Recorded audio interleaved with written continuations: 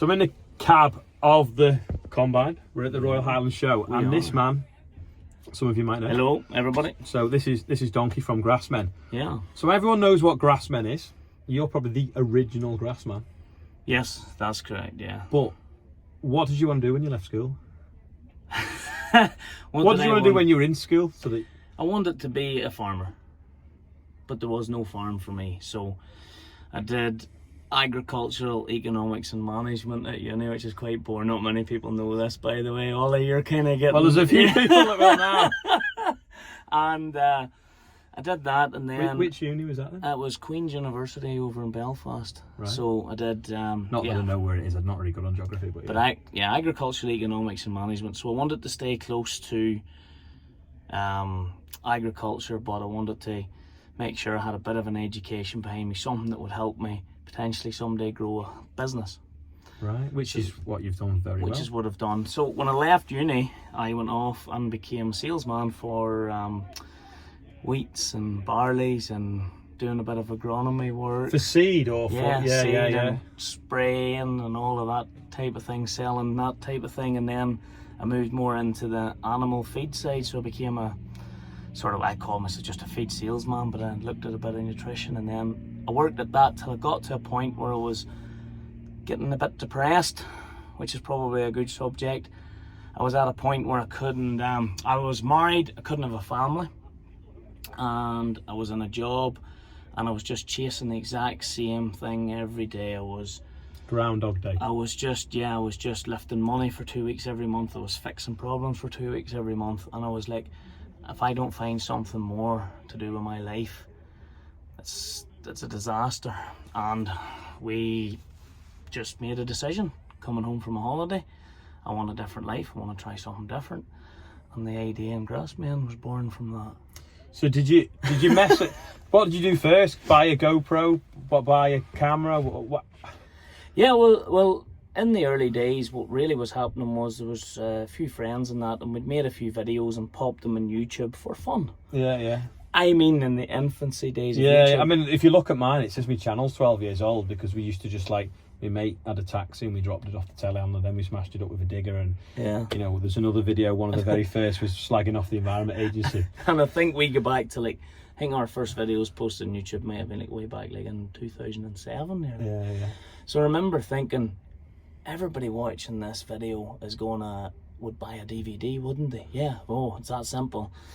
So we made a bit of a DVD just with 3 local contractors, couldn't work out what to call it, what to do, and I was fixated at that time watching Ice Road Truckers and Axemen. Yeah. And I don't know, the title come from that, and then went to the very first ever trade show with a small, like 5x3 fold out table, set 200 DVDs on the table.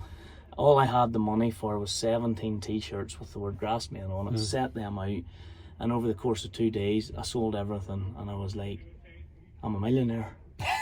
Literally, that was and I was like, we can do this, and that was the birth of the brand. But my incredible bosses in the meal company that I worked for, they supported me all the way through till we employed staff and got to the point where I decided I was going to step out and try and take it to the next level.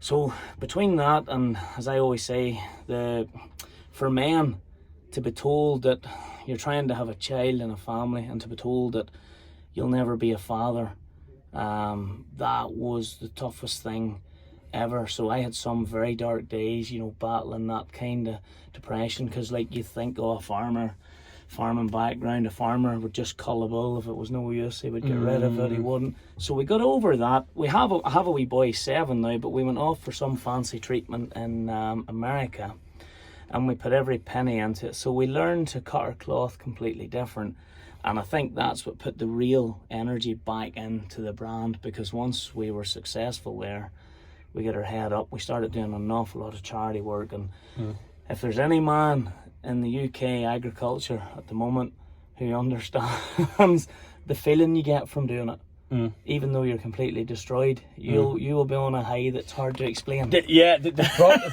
my arm's aching as well. The problem though with charity work is it's addictive. So you learn, like the first tractor one we did at Christmas, it was 45,000. We're like, well, we want to beat it next year. So then 65,000, and then we got to 75,000. Then we've done this, and we're about 90,000 now with this combine run.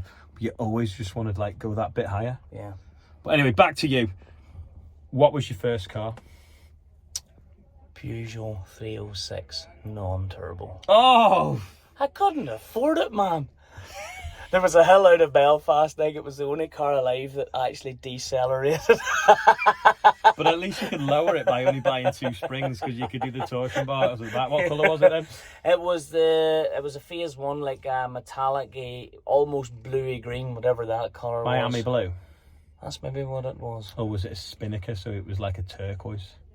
No, I think it was more the other, I think. But I have a red one now. I bought one with a turbo. I'm fixing it up currently. I'm going to relive my youth.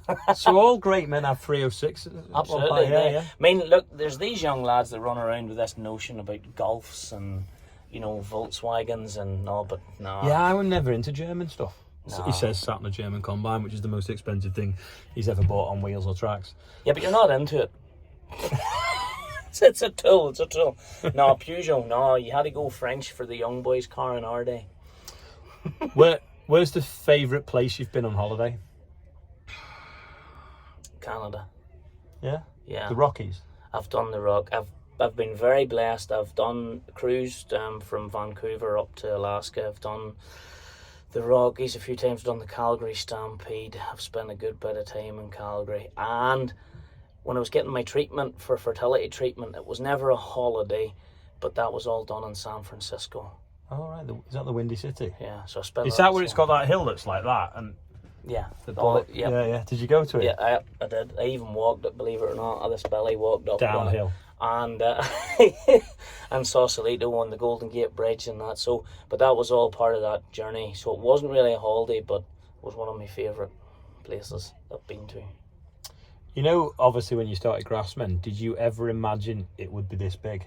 No, it was a hobby. It was something to divert a bit of attention to put effort into, because you've all this energy and you were driving lorries and you were doing all of these things at night and you were it was just something to focus it in. So when I took on the first employee a way back, all those years ago to now, it's up something like 40 odd.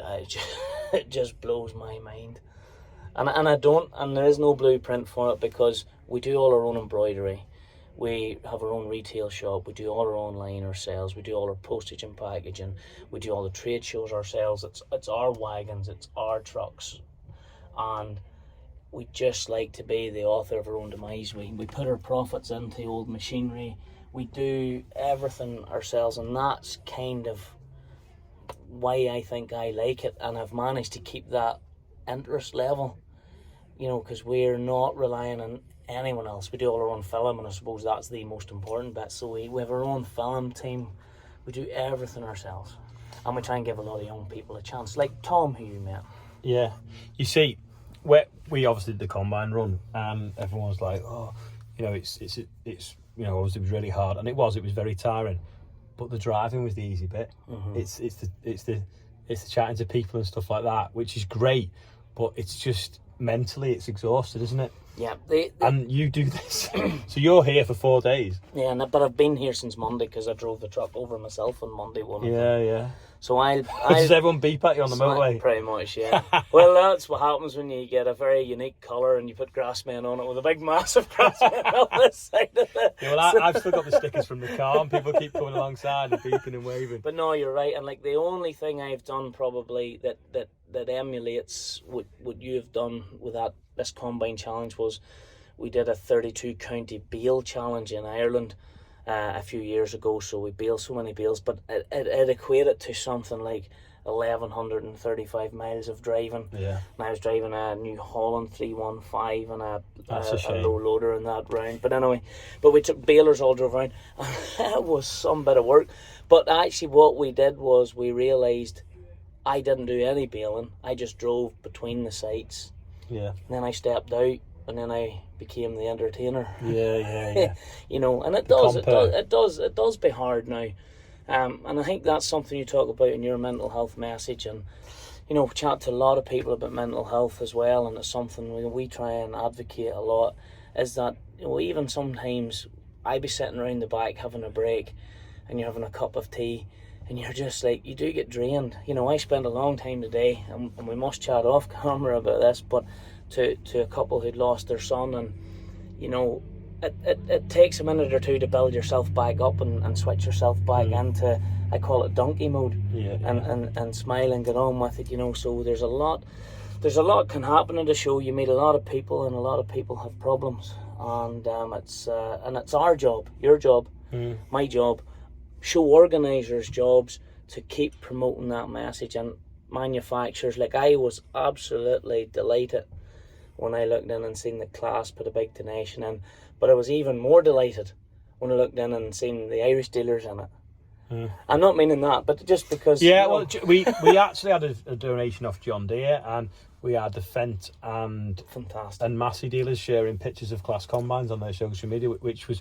great. I mean, we even had Chris Packham, me and him argue on Twitter quite a bit, and he actually direct messaged me on Twitter, and then we were trying to see if we could get him in the cab like we're doing now on the run, but he had filming commitments. But he actually said, I'll do you a video, and he sent me a video. I mean, you know, it's such an important subject. It's great to see everyone coming together.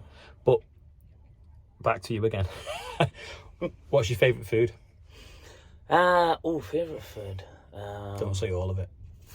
Well, I do like my food. I don't know if there's anything gives that away, but it has to be, honestly, my favourite. If I was going to a restaurant, my favourite meal is always going to be steak. Yeah. And to be honest, anything that comes with it. Yeah. So have you had the steak here today? No. So if we managed to end up in the members bit, and we had steak and chips, it was really good. With the onion rings were the best I've ever had. Sadly, the furthest I normally get at a show is to wherever the toilet is, which is just there behind this combine. And then when I come out, I seen you. Actually, I've done quite a bit of chatting around here these last few days, just because it's a bit of a central meeting point. The old toilets, you know, we shouldn't. We shouldn't say that. You met George Michael once in them, actually. Aye, that was an experience I won't forget.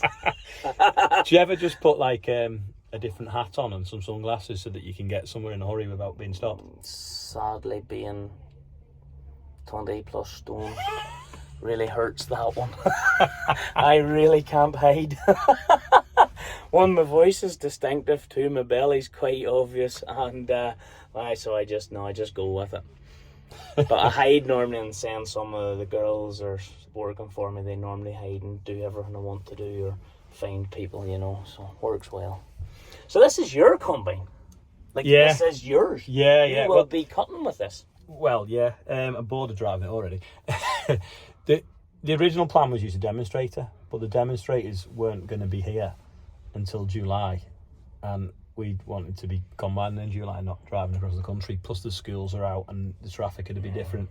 So there was a second-hand machine, which randomly was Johnny Price's, you know, the guy that cleaned the river out and got in trouble for it. Yes. So his think is there's the only machine available at the time. It's about 2 or 3 year old 40k narrow chassis machine, which our dealer actually had in, but they sold it about 3 weeks before we went.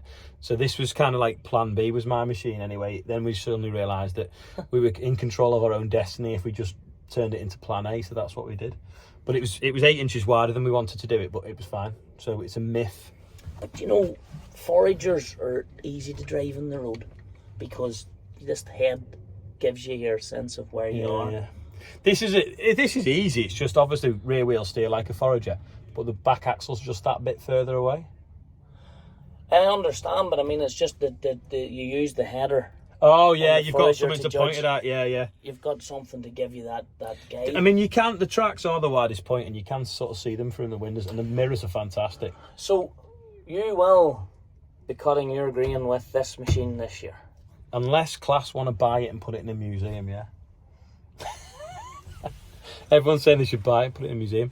Anyway, you're gonna have to go, but before you go, get a bought, Class. What? Can I come and drive it? Of course you can. Yeah, honestly, fly into Liverpool whenever you get a chance, as long as it's dry and jump on. What? But what's next for Grassmen? Oh, big quid. Well, look, we've invested a few quid this year into growing our show stand. So that old shop trailer, which is, I know it's hard to see, is being replaced with a brand new one, which is actually a big project for me. I upgraded the other trailer and put on an LED screen to it. I saw that at Cornwall. New truck joined the fleet then this year. So from that side of it, which is sort of the physical side that people don't see, there's been heavy investment into keeping the show fleet. So that's our commitment to wanting to keep going to shows, which means we're obviously planning to be at the shows for the next number of years, meeting and greeting and chatting to people. From the filming point of view of where we want to go, trying to encourage some young lads up, and we're trying to get out and not just be at home, trying to do more in both the UK and further afield. As always, we're trying to work with factories. You know yourself, like there's nothing I like more, and by the looks of when you were rooting around the factory. is rooting around the factory and giving that little bit of special, maybe permission to do things that normally behind the people don't scenes get stuff. to Yeah, do. yeah. I mean, I was so lucky that class let me go around, but the union apparently complained. None of the staff did, but the union complained that I'd filmed there, and they actually had to go back and blur people's faces, even though they were with us and knew what was going on. And were we've been through that situation before ourselves with unions, and you know we have unions in these like Germany and Belgium and these different places. What's crazy is though you're showing off the product for the manufacturer they work for that pays their wages, and they're proud of the product. So what the union just doesn't get that, does it? No, but that's a union. And they will literally step on your feet. They will do everything to make sure you've steel toe caps on. Yeah. We've been there, but no, we love doing it. I mean, we've the world's biggest moor on our stand. We'll have to go and have a look at that. We just borrowed it from SIP because I was over there, and they said to me, what can we do to show off a little bit? And I said, send us your big moors. Let the people see them. Yeah. They're not really for Ireland, I don't think. They absolutely put my 350 on its knees. So I don't know where I'm getting a tractor to drive them, but Harvey has given me an 8330 with a few extra ponies, so we'll see how it goes on them. What's your retirement plan? Do you want to live on an island somewhere, or do you want to retire at 50 or 60? I don't have a retirement plan, but I do have. I don't laugh. I do have a succession plan laid out already, that if something happened to me today, tonight, whatever, that the business can go on, and there's certain the people all know what's happening, who's stepping up, who's doing that. Now, I think that's something that's very important, even in the whole. And I felt an awful burden off my shoulders because it's something I'm told farmers aren't doing, and this was what got me sparked into getting mine in place. Making sure that, you know, something happens, that a traditional farmer is holding on to make sure people know what's happening, get it in place so that business can carry on. So I have a succession plan. Retirement, I don't want to retire. I want to build a team of young people up around me that can grab this and take it forward and just wheel me out in a Zoom wheelie chair and take a few pictures or whatever I need to do. I'm happy. I remember though, like you say though, feeling when I did my life insurance and my will, I felt like, if I get knocked over by a bus now, they've achieved something, because I knew that like the debts would be paid off and there'd be hell of a business for the family.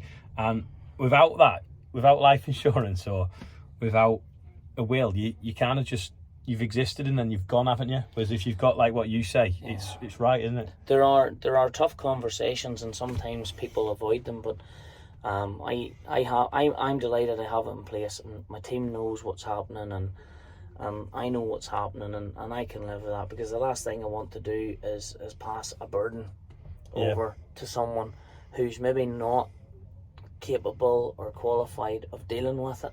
And because these businesses are hard to run. You don't need me to tell you that. The best thing I ever heard was a few years ago at the Cultivate conference, and it was a lady that they did like frozen food. It was like homemade frozen food. But then they opened the big factory, so I don't know how it still became homemade. But anyway, they did it. And she said, all the time, something would go wrong. And she's like, is it just us? And then someone said to her, no, running a business just means you solve problems every day. And it doesn't matter the scale of the business. And I've remembered that, and I think, well, that's what it is. And when I went to class, and we had dinner with Trevor from class, He was saying, he was saying about some of the problems. Good Irish man. Yeah, obviously it kicked off in Ukraine. They had supply issues, and when he was saying about all the things, I just thought. So Katrina Class, obviously, Class is privately owned. It's it's a family business. Yeah. The problem, she still has to solve problems every day, despite having a business with this huge turnover. And it is capable of making money. And you just think it's true. You just big business, bigger problems. It's just all the time. But ironically, as we've grown from small to it's still small, but it's still growth. As we have grown and we've come across these individual problems, we've had issues, we've had theft, we've had disgruntled employees, we've just had issues, but we've equally had fantastic. We've seen people come, work, move, do exactly what they want to do, but we've had issues, and I have found that just have good people to talk to, but also when it's business, be careful who you talk to. And what I mean by that is, I have found I have never had an issue yet that I haven't went and talked to a certain 2 or 3 businessmen that I would call mentors to me, who haven't had the same issue. Yeah. So I go and say, oh, I can't believe this person stole this, or this is where I'm at and I don't know what to do, or I don't know how to. And they're like, oh, well, let me tell you what happened to us, and we had this issue. And you're like, oh, and see, once you find that out, it's a bit like you've talked about. Yeah. You realise, well, people, okay, we do have these things, okay, but every business, and you say, then they give you the strength of the encouragement to maybe take the next step or whatever, and and that's confidence as well, isn't it? To know that what you are doing in your own head could be, is right as well. Yeah. So, but absolutely.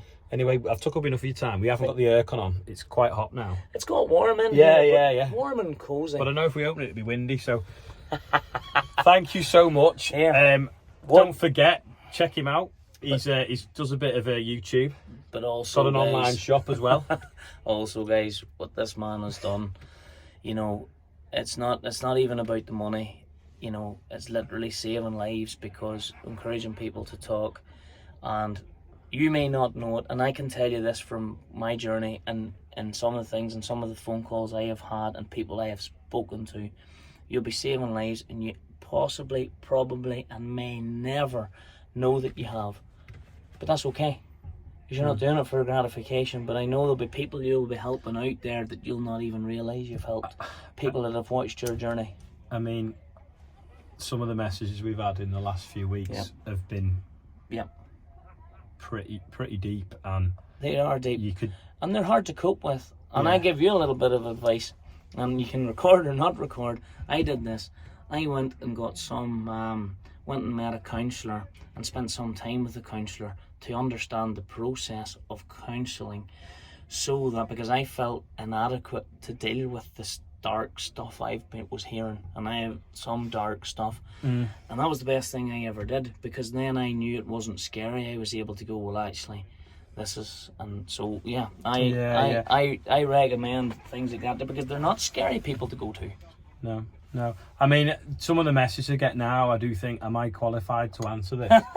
And then equally as well, brother. because I get so many messages, I don't want to A, miss one, or B, end up someone thinking that they can talk to me 24/7 when I sometimes won't be able to check messages for days. Yeah. And that's a bit of a problem, really. But I understand that. But by the same token, all you can do is keep helping, and that's why you need to be promoting the likes of, I think in your case it's Mind, so that there are people to reach out to. One of the best things I remember was a magazine. We created a magazine for a couple of years. We still might go back and do it. It was actually quite good, just time to write articles. But a guy came up to me and he said he suffered terribly with mental health, that he would never watch TV, wouldn't do any of these things. He said, why not in the magazine just put a page in it for like where to reach out if you're in problem. He says, I would read that stuff or whatever.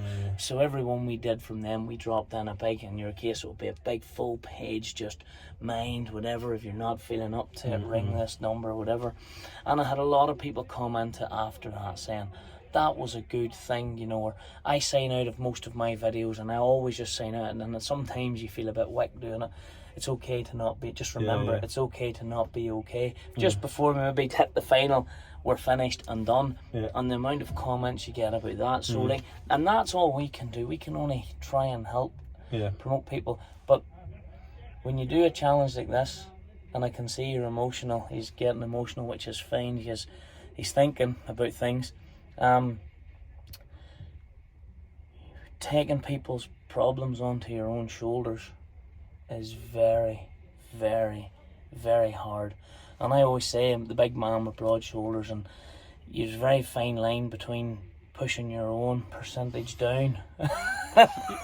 Well, exactly, 100%. I mean, maybe we should be in this now because we can do a bit of this offline. But I've had a headache, to be fair, most of the afternoon because it's been quite intense. But it's just about going, so I'm out 80% today. But how are you today? I started off at 100. I'm probably about 70 or 80 now, but I'm putting that mostly down to being hangry and sore feet from standing. But and it's hot in here as well. It's like really hot. But no, genuinely, I talk a lot about that now with young ones in my stand. I talk a lot about, because I do meet a lot of people in the day, as you know, and I would talk about, most mornings I'm an optimist, so most mornings I waking up, I'm 100%, and I am ready to tackle the world, but we problems. I wasn't, because interest rates went up yesterday.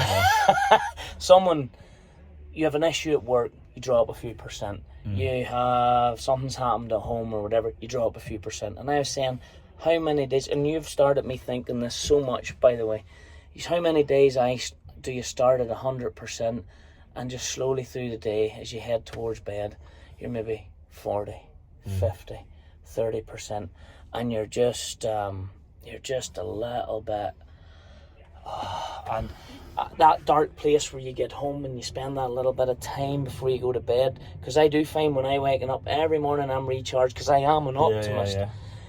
And I find that can be the dangerous time. And quite often I'm laid in and my wife's already been to bed. And of course, not that I would want to sit and burden her, but she's maybe already gone to bed and the wee man's in bed, and you're like, so you're just maybe sitting there going, and then you think and the mind goes, and that's the hard time. And that's sometimes I just go, right, nope, up, go to bed, talk to myself, and then you wake up in the morning and we're away again. So it is a very good analogy, because I think people can go up and down even nearly every day. Yeah, despite the interest rate. Yeah. I don't know what you're worried about. I heard Class are still doing 0%. It's the mortgages that's worrying me. Yeah.